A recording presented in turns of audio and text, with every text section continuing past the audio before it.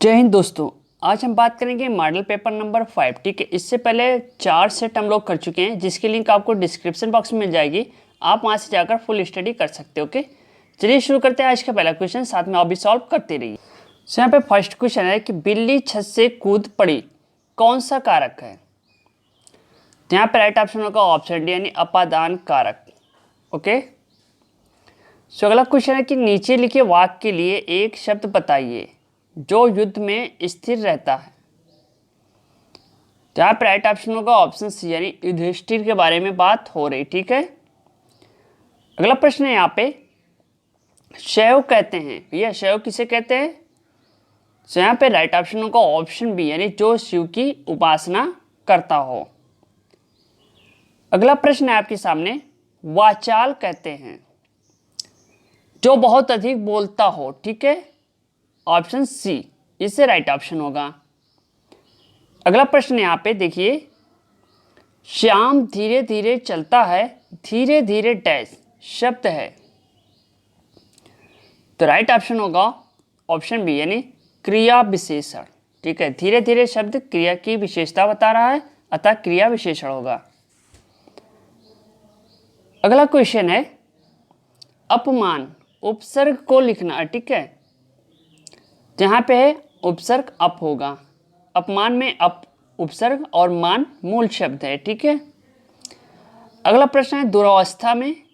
तो यहाँ पे भी देखिए दुर, ठीक, दुरावस्था में दुर उपसर्ग है और अवस्था मूल शब्द है, इसका अर्थ है बुरी हालत या अवस्था। अगला प्रश्न है यहाँ पे पराजय।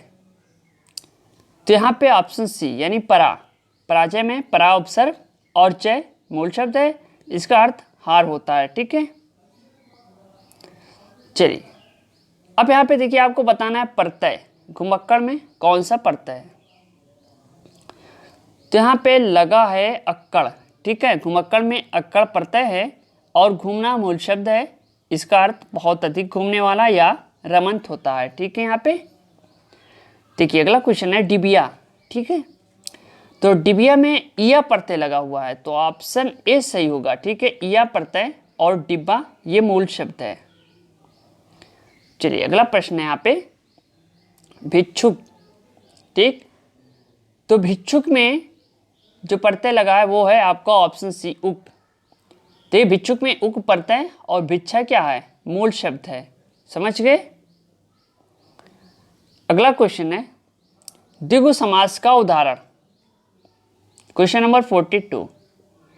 तो यहाँ पे है ऑप्शन सी नौग्रह।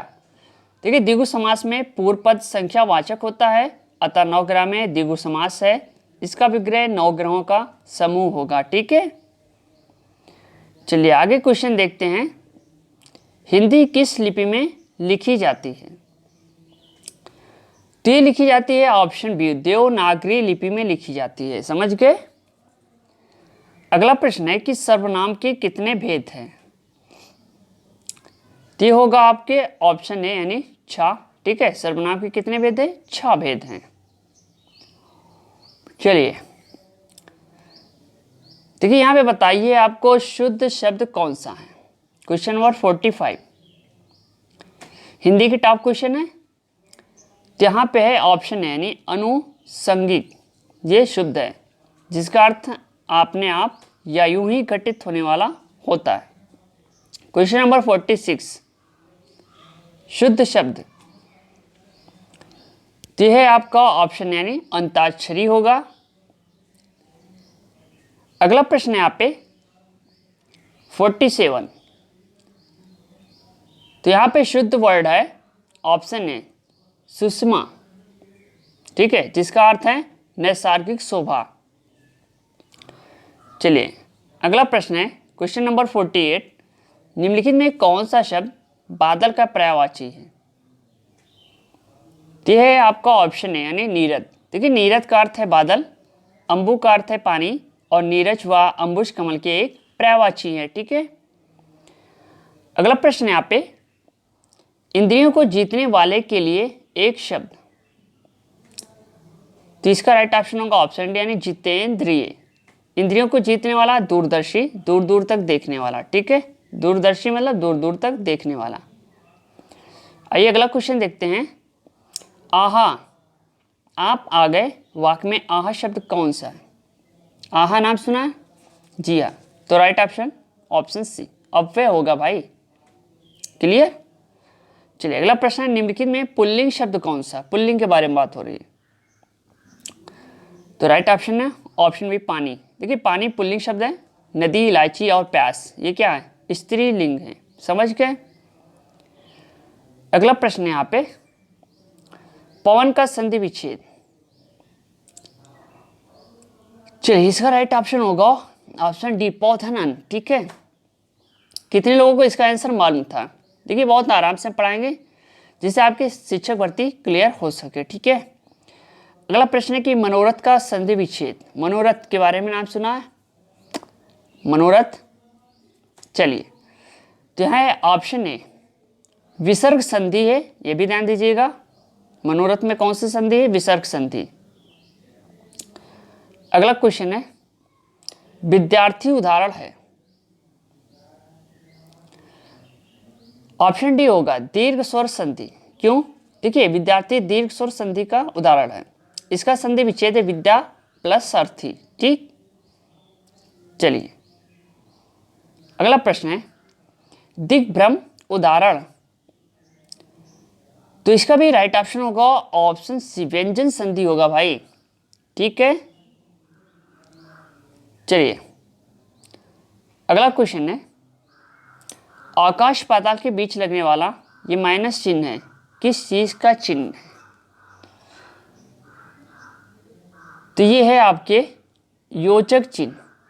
ऑप्शन सी सही होगा, ये योजक चिन्ह कहलाता। ठीक है, इसको माइनस मत समझ लेना भाई।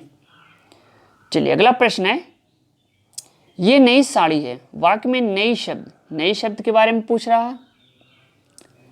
अच्छा, तो राइट ऑप्शन होगा ऑप्शन डी विशेषण होगा भाई। यहाँ देखिए प्रस्तुत वाक्य में शब्द नया संज्ञा शब्द साड़ी की विशेषता बता रहा है, अतः यह विशेषण है।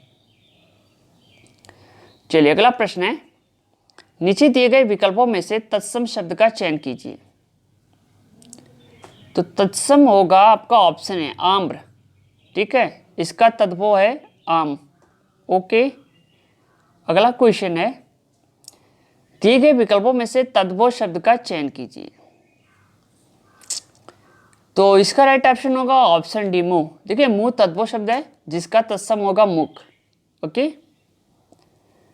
अगला प्रश्न, निम्नलिखित में से कौन सा शब्द सूर का पर्यायवाची नहीं है? देखिए यहाँ पे नहीं शब्द लगा। ठीक है, कई बार कंफ्यूज होते हैं हम, तो यहाँ पे होगा ऑप्शन डी यामिनी। देखिए यामिनी शब्द सूर का पर्यायवाची नहीं है, इसका अर्थ है रात्रि या हल्दी होता है। ओके,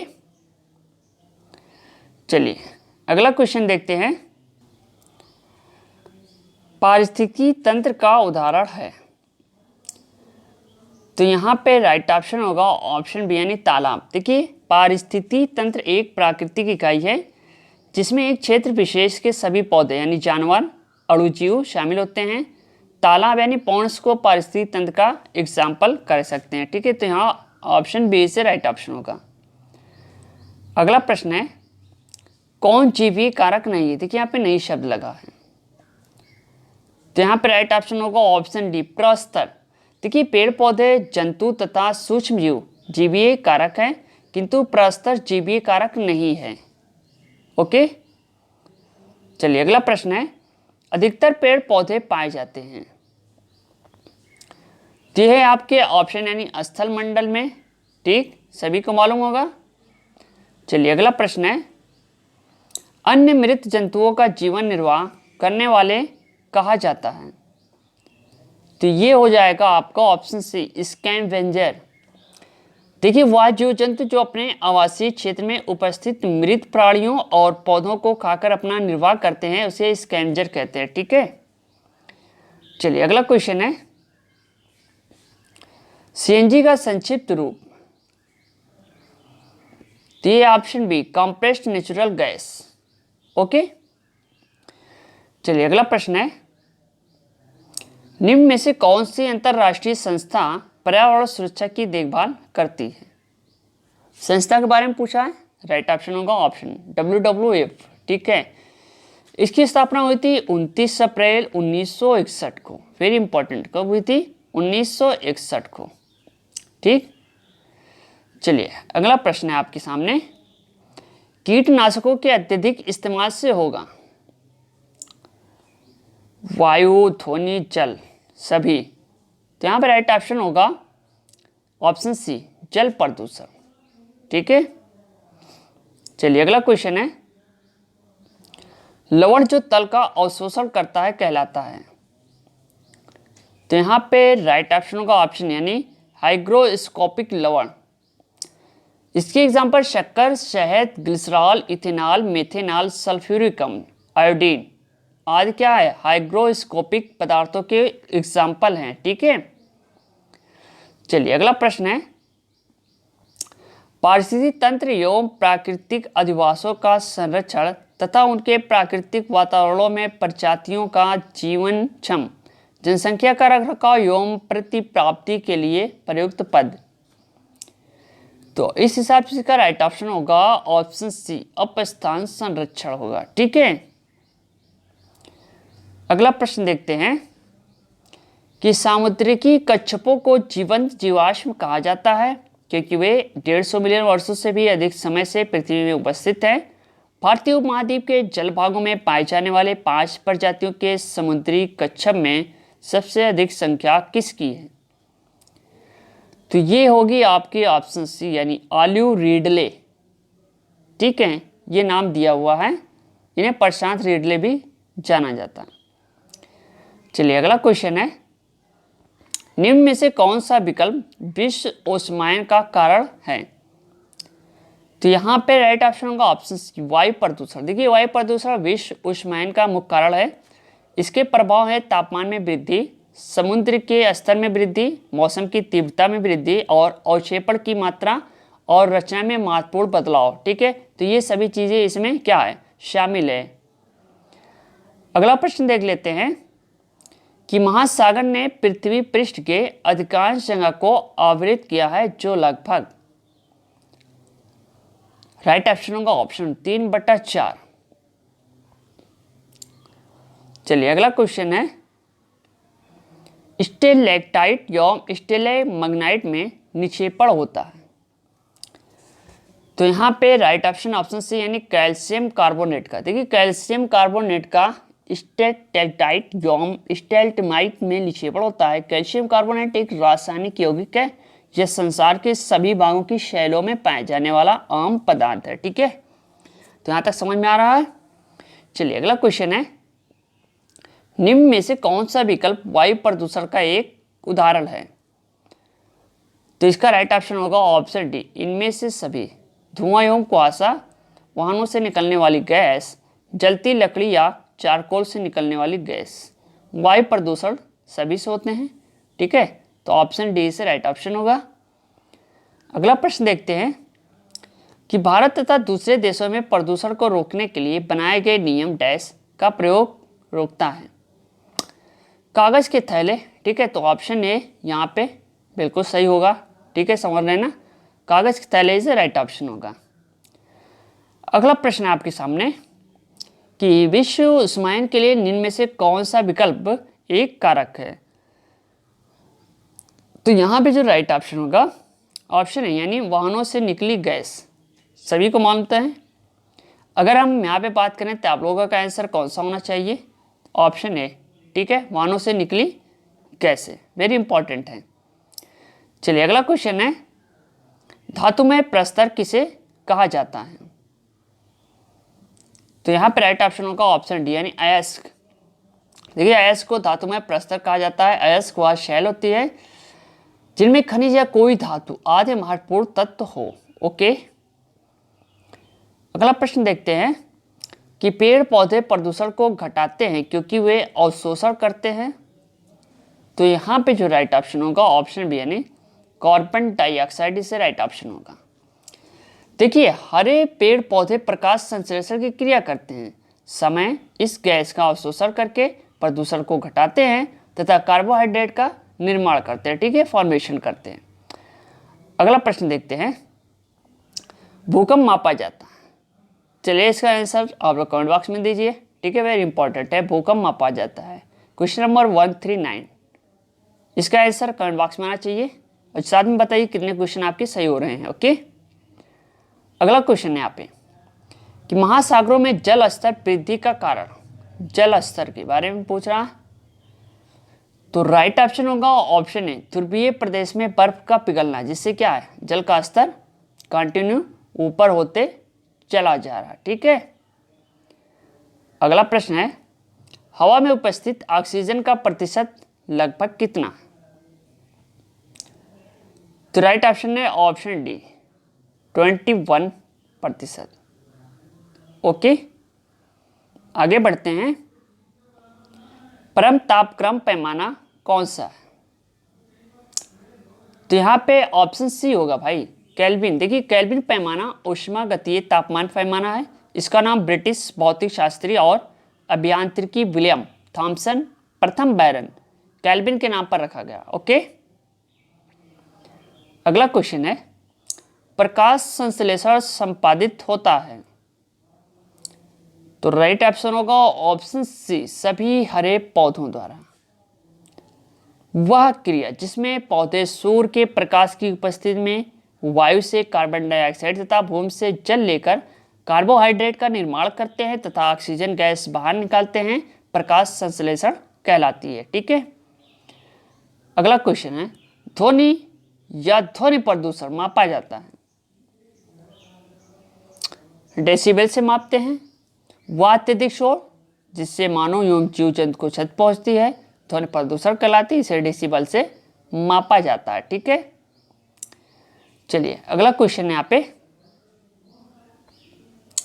निम्न में से कौन सा विकल्प पर्यावरण के लिए हानिकारक है। तो ये है आपका प्लास्टिक, ठीक। प्लास्टिक क्या है पर्यावरण के लिए हानिकारक है कि नहीं, होना चाहिए ना, कमेंट बॉक्स में यस कर दीजिए। चलिए फटाफट। सो नेक्स्ट क्वेश्चन है कि वातावरण में अत्यधिक हानिकारक सल्फर मिश्रित गैस, ठीक है। Question number 146। तो देखिए यहाँ पे जो राइट ऑप्शन होगा ऑप्शन डी।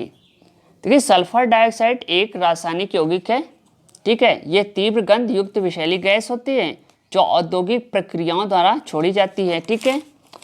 और एक बात है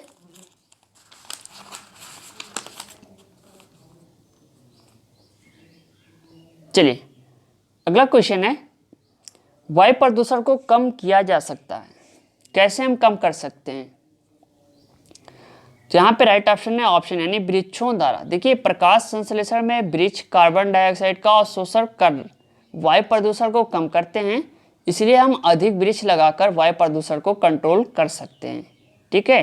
तो option A is right option होगा यहाँ पे। चलिए अगला प्रश्न है विश्व पर्यावरण दिवस मनाया जाता है। तो राइट ऑप्शन होगा ऑप्शन सी 5 जून को। ये क्वेश्चन सभी को मालूम है, काफी इजी क्वेश्चन है।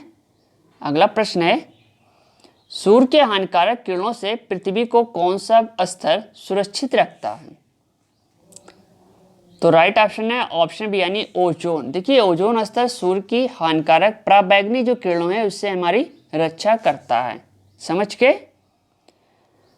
अगला क्वेश्चन है किसी जगह को फ्लोरा तथा फौना सूचित करता है। ये ऑप्शन नहीं सही होगा। देखिए पेड़ पौधों एवं जंतुओं को, फ्लोरा तथा फौना किसी जगह के पेड़ पौधे एवं जंतुओं को सूचित करते हैं, ठीक है। तो ये सेट नंबर 5। कितने क्वेश्चन आपके सही हुए कमेंट बॉक्स में हमें कमेंट करके बताइए, ठीक है। और ज़्यादा से ज़्यादा शेयर कीजिए। देखिए आपके टीचर एग्ज़ाम होने वाले, ठीक है। नेक्स्ट मंथ में आपके एग्ज़ाम है टीचर के, यूपी टेट का रिजल्ट आ गया है, तो आपको 1 महीने में कितनी अच्छी तैयारी करनी है, ठीक है। उसके लिए हम कंटिन्यू आपको वीडियो दे रहे हैं, प्रोवाइड कर रहे हैं। आप इस चैनल को छोड़कर कहीं मत जाइएगा, आपको फुल स्टडी करेंगे। ओके, मिलते हैं नेक्स्ट वीडियो के साथ। थैंक यू, धन्यवाद, जय हिंद, जय भारत।